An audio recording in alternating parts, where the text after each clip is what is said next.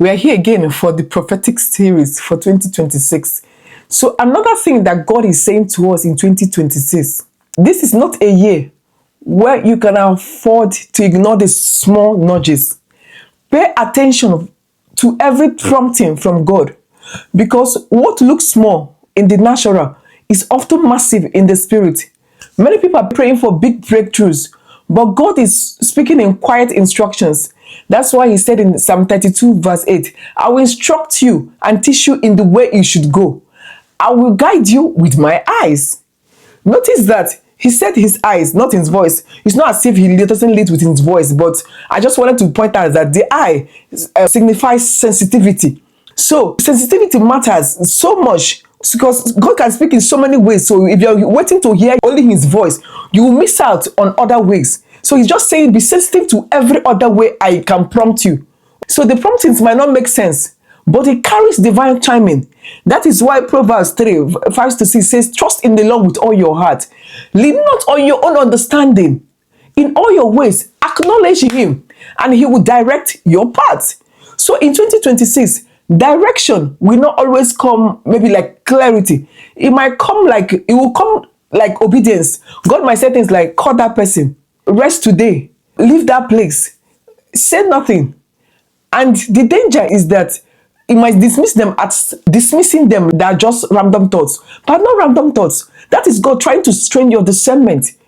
This is part of the ways God leads. If you go through the Bible, just think about Elijah. Elijah was saying in First Kings, you know how God was in the earthquake, he did not hear God. In the fire, he did not hear God until he comes in this quiet voice, in this still small voice.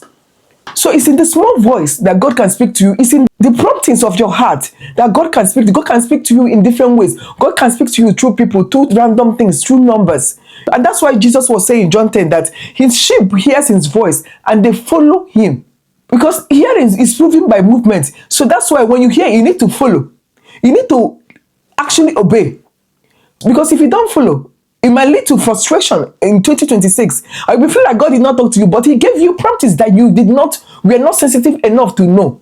Because it's more like when you type a message and you want to send it off, and you have this prompting not to send this message, you should listen to that prompting, because you might be thinking it's nothing. No, that might be God trying to save you from a fracture in a friendship, or something that might cause trouble due to the message. So you need to listen to that unsettling that comes up in your spirit when you want to do something.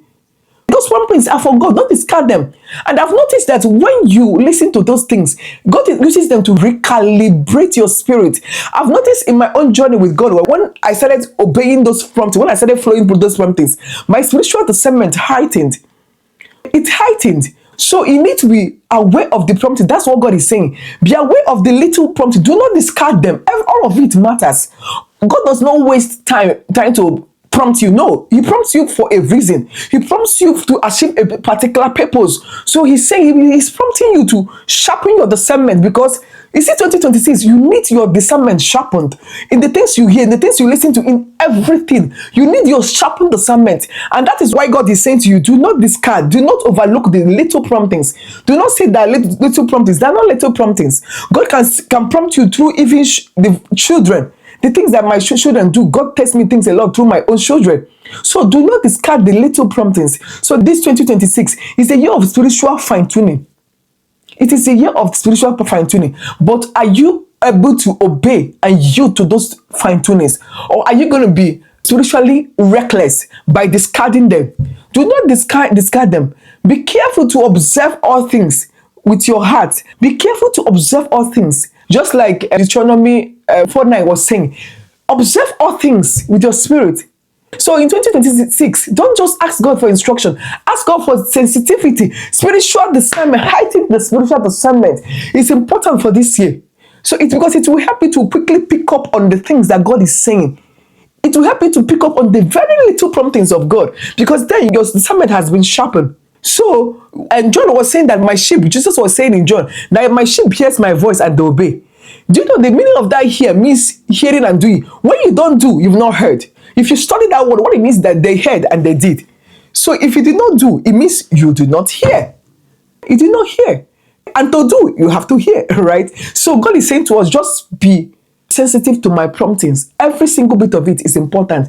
Every single bit of it is like a bridge. You're building the bridge to where I'm taking you to. So you cannot afford to miss out on 2 or 3. You need to be able to pick up 1, 2, 3, 4 of the nudgings. So it will require building your spiritual discernment.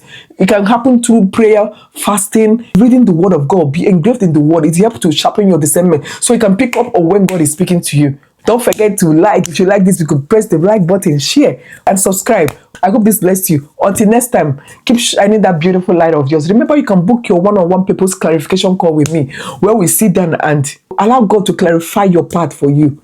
I look forward to seeing you. Until next time, keep shining. Auf Wiedersehen.